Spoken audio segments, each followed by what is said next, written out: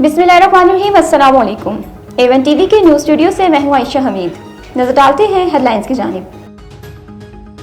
सूबाओं के इत्तफाक राय के बगैर कोई नई नहर नहीं बनेगी। मुश्तरका मफादात कौंसलर ने किनाल से मुतल्लिक 7 फरवरी का एक्निक का फैसला मुस्तरद कर दिया। मामला दोबारा अरसे को भिजवाने पर इत्तफाक। पंजाब हुकूमत को जारी पानी दस्तियाबी का सर्टिफिकेट भी खत्म।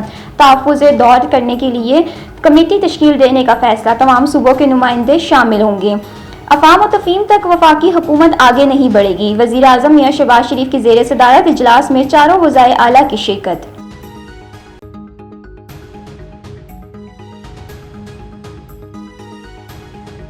और इंडिया लाइसेंस एक्शन कमेटी का CCI के फैसले का खैर मकदम। बबरलू बाईपास के सिवा तमाम धरने खत्म करने का ऐलान। आज इज़हार तशक्कुर किया जाएगा। वकील रहनुमा सरफराज मीतलो का कहना है कि मुतनाज़ किनाल्स का मंसूबा खत्म कर दिया गया, जो वकला और सिंध की आवाम की जिद्दोजहद का नतीजा है।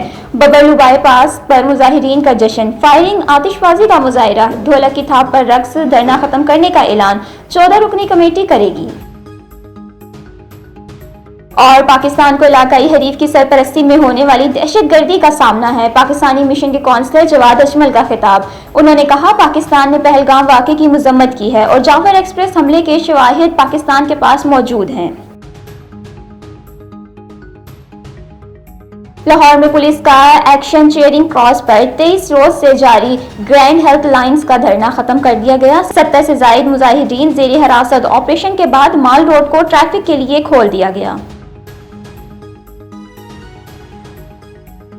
आज फ्लाइट ऑपरेशन का आगाज 393 गाज़मीन को लेकर PIA की परवाज के लिए 713 मदीना मुनव्वरा के लिए रवाना। वफाकी वजीर बराए मजहबी अमूर सरदार यूसुफ ने अज़म को रुखसत किया। लाहौर ने निजी एयरलाइन की परवाज 150 गाज़मीन को लेकर मदीना रवाना हुई। 13 मई तक जारी रहेगी।